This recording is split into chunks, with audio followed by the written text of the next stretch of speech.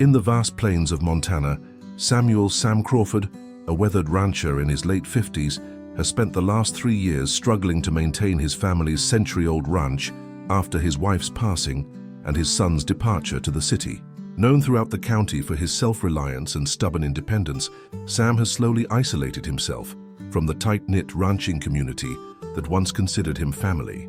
When a severe storm damages his property and threatens his livelihood, Sam's quiet act of mending a fence at sunset becomes the catalyst for an unexpected reminder that even the most independent souls need community, and that true strength sometimes comes from accepting help from those who care.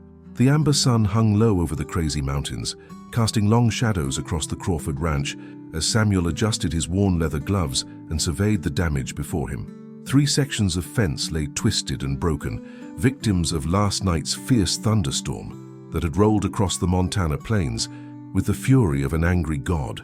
The wooden posts, some over 20 years old, had snapped like matchsticks under the weight of fallen branches and the relentless prairie wind. Sam Crawford stood 6 feet tall, his frame still solid despite his 57 years, though the lines etched deep around his gray eyes told stories of countless seasons spent under the unforgiving western sky. His flannel shirt, faded from years of washing, hung loose over shoulders that had once been broader, and his weathered hands gripped the hammer with the practiced ease of a man who had spent his life building and rebuilding. The silence around him was profound, broken only by the distant lowing of cattle and the whisper of wind through the tall grass. It was a silence that had become his constant companion since Martha's funeral 3 years ago, when the ranch house had suddenly felt too large and too empty, filled with echoes of laughter that would never return. "Should have fixed that post last spring," he muttered to himself, the sound of his own voice startling in the vast emptiness. It was something Martha would have gently reminded him about, her soft voice carrying that particular tone wives master when they want to say, "I told you so," without actually saying it. Now, there was no one to remind him of anything. Sam picked up the first broken board, examining the split wood with the critical eye of a man who had learned to make do with what he had. The lumber would need to be replaced, but lumber cost money, and money had been tight since the cattle prices dropped and the bank started sending those politely worded letters about payment schedules and restructuring options. His gaze drifted toward the main road, where dust clouds marked the passage of his neighbor's truck heading toward town. Tom Hendricks owned the spread to the east, and they'd been friends once, had helped each other through calving seasons and drought years, shared beers on summer evenings while their wives planned church socials and their children played in the fading light. But that was before the silence, before Sam had stopped answering phone calls and started declining invitations to community gatherings, before he'd built walls higher than any fence on his property. The sound of hoofbeats interrupted his brooding, and Sam looked up to see a rider approaching along the fence line. Even at a distance, he recognized the easy seat and the distinctive Palomino mare. It was Jake Morrison, Tom's youngest son, probably checking cattle for his father. Sam turned back to his work, hoping the young man would simply wave and continue on his way. He positioned a new board against the post, measuring twice before marking where he'd need to cut. The ritual of preparation had always calmed him, the methodical process of planning and execution that left no room for the thoughts that crept in during idle moments. "Afternoon, Mr. Crawford," Jake called out as he drew his horse to a stop near the broken fence. At 23, Jake carried himself with the confident ease of someone raised in the saddle, his smile genuine beneath the brim of his straw hat. "Jake," Sam acknowledged with a brief nod, not looking up from his measurements. "Looks like the storm hit you pretty hard. Dad said he saw some of your cattle wandering near Highway 89 this morning." Sam's head snapped up, his weathered face tightening with concern. Cattle on the highway meant potential accidents, insurance claims, and expenses he couldn't afford. "How many?" "Maybe a dozen head. Don't worry. Dad and I got them rounded up and drove them back toward your south pasture. Figured they'd find their way home once the fence was mended." Relief flooded through Sam, followed immediately by the familiar discomfort that came with accepting help, even help freely given. "Appreciate it," he said stiffly, the words feeling foreign on his tongue. Jake dismounted and walked closer, his boots crunching on the scattered debris from the storm. "Mind if I take a look?" Without waiting for permission, he examined the broken fence with the practiced eye of someone raised on a working ranch. "You're going to need some serious lumber for this repair. Those posts are split clean through." "I can manage," Sam replied, his tone carrying a finality that had ended countless conversations over the past few years. But Jake, blessed with the persistence of youth and the memory of better times, didn't take the hint. "You know, Dad's got some extra cedar posts sitting in our barn. Been there since we rebuilt our north fence 2 summers ago, just taking up space. Don't need charity." The words came out harsher than Sam intended, and he saw Jake flinch slightly at the rebuke. "Wasn't offering charity, Mr. Crawford. Was offering to trade." Jake's voice remained respectful, but carried a hint of steel that reminded Sam of the boy's father. "You helped us plenty when I was growing up. Remember when our barn caught fire? You were there before the volunteer fire department, helping Dad get the horses out." Sam remembered. He remembered a lot of things: community barn raisings, shared harvests, neighbors who showed up without being asked when crisis struck. He remembered being part of something larger than himself, before grief had shrunk his world down to the boundaries of his own property. "That was different," he said quietly, turning back to his work. How was it different? The simple question hung in the air between them, and Sam found he didn't have an answer that didn't sound selfish or bitter. The truth was, it wasn't different at all. It was just that accepting help required admitting need, and admitting need felt like admitting failure. As the sun continued its descent toward the western horizon, painting the sky in shades of orange and pink, Sam worked in stubborn silence while Jake watched from beside his patient mare. The young man's presence was both irritating and oddly comforting, a reminder of connections Sam had convinced himself he no longer needed. Finally, as the first stars began to appear in the darkening sky, Jake mounted his horse and gathered his reins. "Offer stands, Mr. Crawford. Dad always said good fences make good neighbors, but good neighbors make fences worth building." With that, he touched his hat brim in a gesture of respect and rode off into the gathering darkness, leaving Sam alone with his broken fence and the weight of words that sounded too much like wisdom for comfort. The old coffee pot gurgled to life as Sam stood at his kitchen window, watching the first pale light of dawn creep across the eastern ridge. He'd been awake since 4:30, sleep driven away by the sound of wind rattling the loose shutter he'd been meaning to fix for months.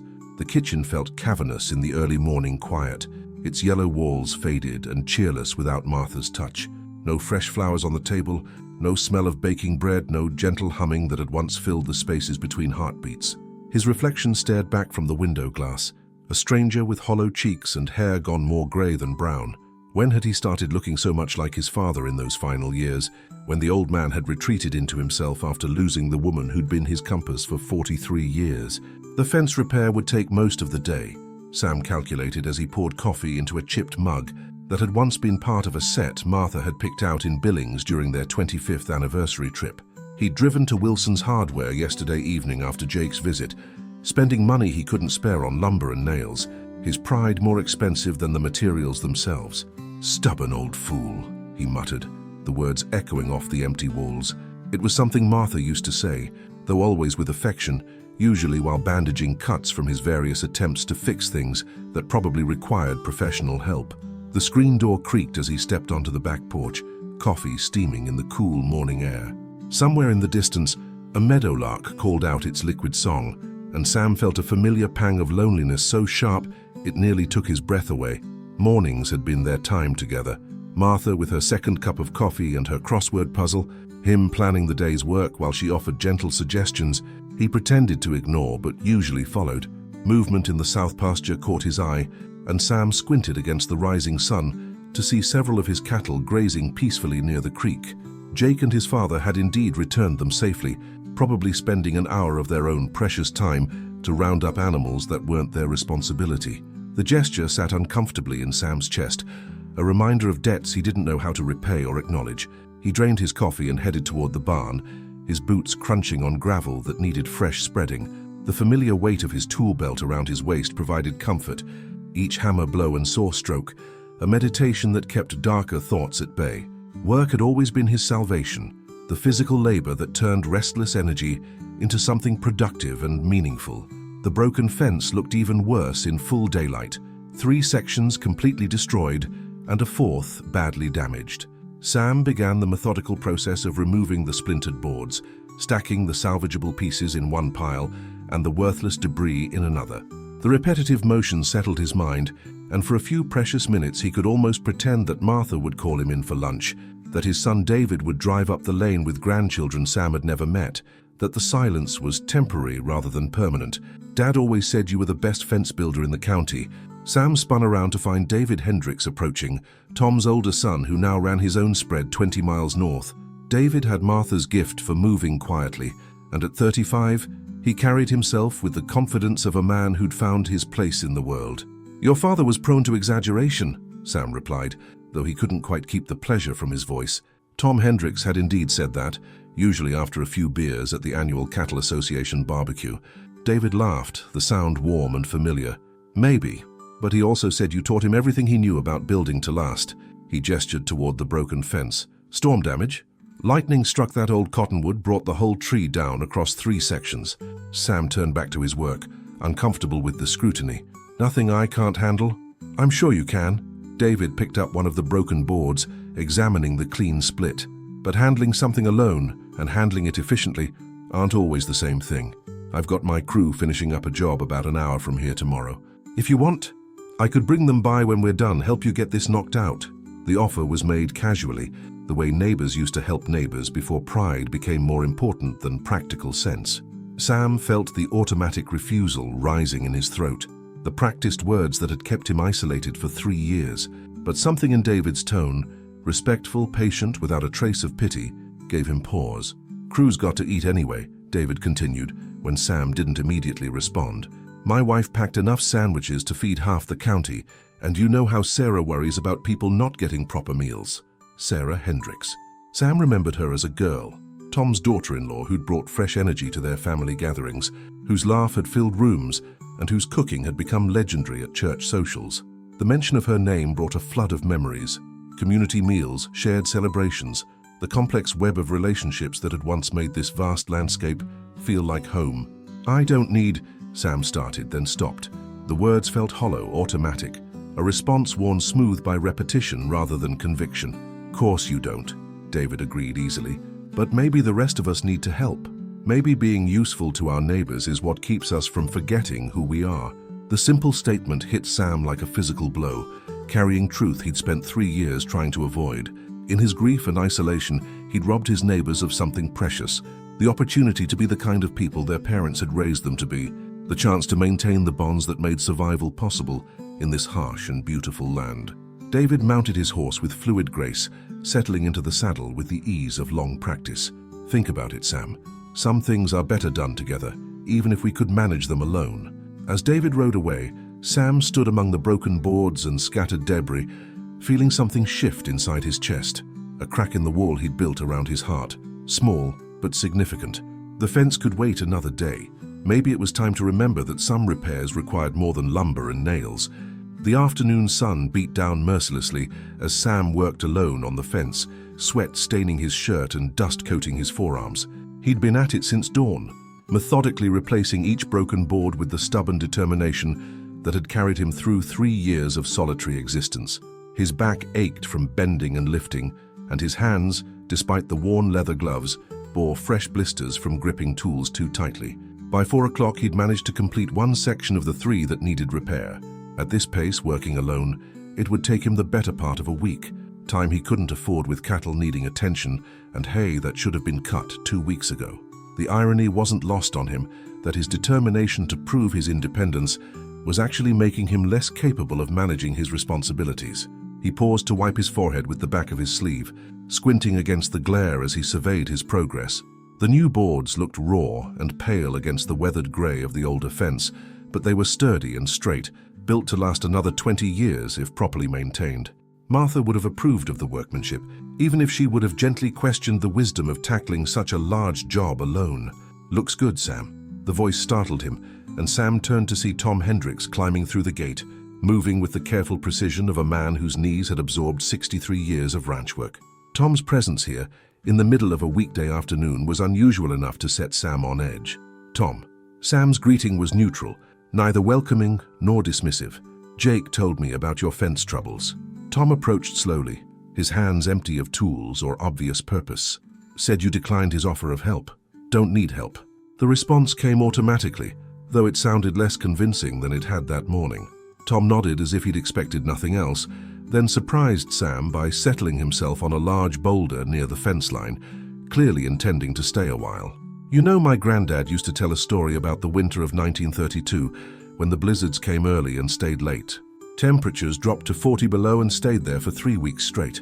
Sam continued working, but his movement slowed as he listened despite himself. Tom Hendricks had always been a gifted storyteller, able to weave lessons into narratives without sounding preachy. Old Heinrich Müller. You remember his place where the Johnson family lives now. He was new to the valley then, proud German immigrant who'd bought his spread with money saved from working the railroads. Good man, hard worker, but he had this notion that asking for help was a sign of weakness.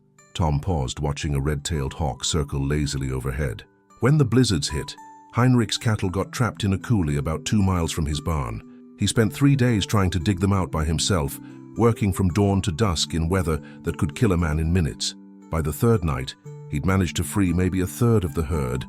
Sam found himself pausing in his work, hammer held loosely in his grip as the story unfolded. 4th morning, Heinrich woke up to find half the men in the valley in his yard. My granddad, the Peterson brothers, old Jacob Weiss, even the preacher. They'd brought shovels and ropes and hot coffee, and they spent the next 6 hours digging out every last head of cattle. Tom's voice carried the weight of family history, stories passed down through generations of men who'd learned that survival in this harsh country required more than individual strength. Heinrich tried to thank them, tried to figure out how he could repay such a debt. You know what my granddad told him? He said, "Heinrich, we didn't do this for you to owe us. We did it because we're neighbors, and neighbors take care of each other. Your job isn't to pay us back, it's to be there when someone else needs help." The story hung in the air between them, its meaning as clear as the Montana sky. Sam set down his hammer and faced his old friend directly for the first time since Tom's arrival. What happened to Heinrich? Became one of the most generous men in the valley, always first to offer help, last to leave when work needed doing. His son was the same way, and his grandson after him. They understood something that took me years to figure out. Accepting help isn't about being weak, it's about being part of something bigger than yourself. Sam felt something crumble inside his chest, a wall he'd built brick by brick during 3 years of isolation. Martha always said I was too proud for my own good. Martha was a wise woman. Tom's voice was gentle, free of judgment. She also knew that pride has its place, just like grief does, but both of them can become prisons if we let them. The sun had begun its descent toward the western mountains, painting the sky in shades of gold and amber. Sam looked at the fence he'd been battling all day, then at his neighbor who'd driven over not to judge or criticize, but simply to remind him of who he used to be. "David offered to bring his crew by tomorrow," Sam said quietly. "I heard. Good crew, those boys. Fast workers, and David's taught them to build things right. I suppose it wouldn't hurt to have help finishing this job." Tom smiled, the expression transforming his weathered features. "I suppose it wouldn't. Fact is, I was hoping you'd see it that way. Sarah's been cooking for 2 days, convinced you haven't been eating properly." Woman's determined to feed everyone within a 20-mile radius. Despite himself, Sam felt his mouth twitch towards something that might become a smile. Sarah always did cook enough for an army. Army's about what you're going to get tomorrow. Word's gotten around that Sam Crawford's fence needs mending. You know how this valley is. Mention work that needs doing and folks start showing up whether you invite them or not. The prospect should have terrified him, should have sent him retreating back into the safety of solitude. Instead, Sam felt something he hadn't experienced in 3 years. Anticipation mixed with gratitude, the warmth of belonging to something larger than his own grief. As the sun touched the mountain peaks, painting the world in shades of fire and gold, Sam Crawford made a decision that would change everything. Tomorrow, he would open his gate not just to help with the fence, but to the possibility that healing, like building, was better done together. Sam woke before his alarm, pulled from sleep by a sound he hadn't heard in 3 years, the rumble of trucks turning into his driveway. He stumbled to the window, squinting against the first pale light of dawn, and felt his breath catch in his throat. A convoy of pickups stretched down his lane, headlights cutting through the morning mist like a procession of fireflies. He dressed quickly, his hands trembling slightly as he buttoned his shirt. Part of him wanted to hide in the house, to pretend he wasn't home and wait for them to leave. The larger part, the part that remembered who he used to be, knew that this moment had been 3 years in the making and there was no turning back now. The screen door squeaked as he stepped onto the porch, and immediately he was surrounded by familiar faces made golden by the rising sun. Tom Hendricks stood near the lead truck, organizing what looked like enough tools and lumber to build a barn. David was unloading fence posts from his flatbed, directing two young men Sam didn't recognize, but who moved with the practiced efficiency of experienced ranch hands. "Morning, Sam," called out a voice he hadn't heard in too long. Sarah Hendricks emerged from behind a truck, loaded with what appeared to be half a restaurant's worth of food, her smile as warm as summer sunshine. "Hope you're hungry. I may have gotten a little carried away with the cooking." Before Sam could respond, Jake Morrison appeared at his elbow, grinning with the satisfaction of someone whose plan had come together perfectly. "Told you Dad had some extra fence posts. Turns out half the valley had extra something or other they needed to get rid of." Sam looked around his yard, overwhelmed by the transformation. Where yesterday there had been empty space and silence, now there was purposeful activity and the comfortable chatter of people who'd known each other for decades. He recognized most of the faces: ranch hands and neighbors, members of the cattle association, families he'd watched grow up and grow old. "Sam Crawford, you old hermit." The booming voice belonged to Frank Peterson, who'd taken over his family's spread 5 years ago when his father retired to Arizona. Frank had always been larger than life, the kind of man who attacked every problem with enthusiasm and good humor. He approached now with a toolbox in one hand and a thermos of coffee in the other. "Frank." Sam's voice came out rougher than intended, thick with emotions he'd forgotten how to express. "Heard you were trying to build the Great Wall of Montana all by yourself. Figured you could use some help from folks who actually know which end of a hammer to hold." The gentle teasing was exactly what Sam needed, familiar and comfortable, free of the awkwardness he'd feared. These people weren't here out of pity or obligation. They were here because this was what neighbors did, what community meant in a land where isolation could be deadly and cooperation was survival. "All right, everyone gather round." David's voice cut through the morning chatter. "And we've got 3 sections of fence to replace and about 6 hours of good working weather before this heat gets unbearable.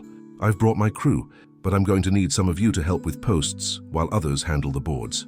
Sam watched in amazement as his neighbors organized themselves with military precision. Tom and his son took charge of setting posts, their decades of experience evident in every movement. Frank and his crew began cutting boards to length, their saws singing in harmony. Sarah and 2 other women set up what could only be described as a field kitchen under the shade of his old oak tree. "Where do you want me?" Sam asked David, feeling oddly like a guest at his own fence building. David smiled and handed him a post hole digger. "Right here next to your neighbors where you belong."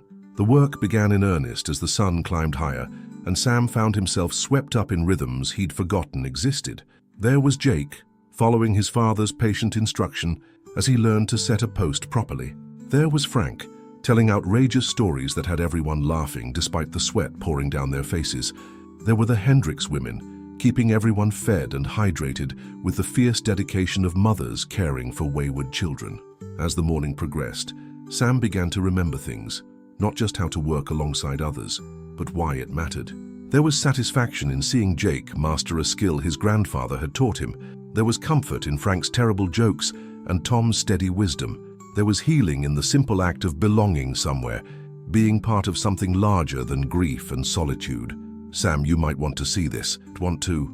The voice belonged to Mary Peterson, Frank's wife, who was standing beside a truck Sam hadn't noticed in the convoy. She gestured toward the tailgate, where an object sat covered by a canvas tarp. With growing curiosity, Sam approached and lifted the covering, revealing a saddle that took his breath away. It was beautiful, hand-tooled leather the color of autumn leaves, silver conchos that caught the morning light, stirrups that spoke of master craftsmanship. But it was the small plaque attached to the horn that made his eyes burn with unexpected tears. "For Sam Crawford, a good neighbor, from your friends in Little Elk Valley." "We took up a collection," Tom said quietly, appearing at Sam's shoulder. "Everyone contributed something. Money, labor, whatever they could afford. Mary's brother does leather work down in Billings, and he donated his time to make it special." Sam ran his fingers over the smooth leather, feeling the weight of friendship and forgiveness, of community and connection restored. I can't." "You can," Sarah said firmly, her voice carrying the authority of someone who'd spent decades managing stubborn men. "And you will, because that's what neighbors do for each other." As the sun reached its zenith, the last board was nailed into place. 3 sections of fence stood straight and strong, built not just with lumber and nails, but with laughter and sweat, stories and friendship. Sam stood back with his neighbors, admiring their collective handiwork, and felt something he hadn't experienced since Martha's funeral. He felt like he was home. The convoy of trucks would leave soon, carrying his neighbors back to their own responsibilities and concerns. But something had changed in those 6 hours of shared labor, something that couldn't be undone by distance or time. Sam Crawford was no longer alone, and perhaps more importantly, he no longer wanted to be.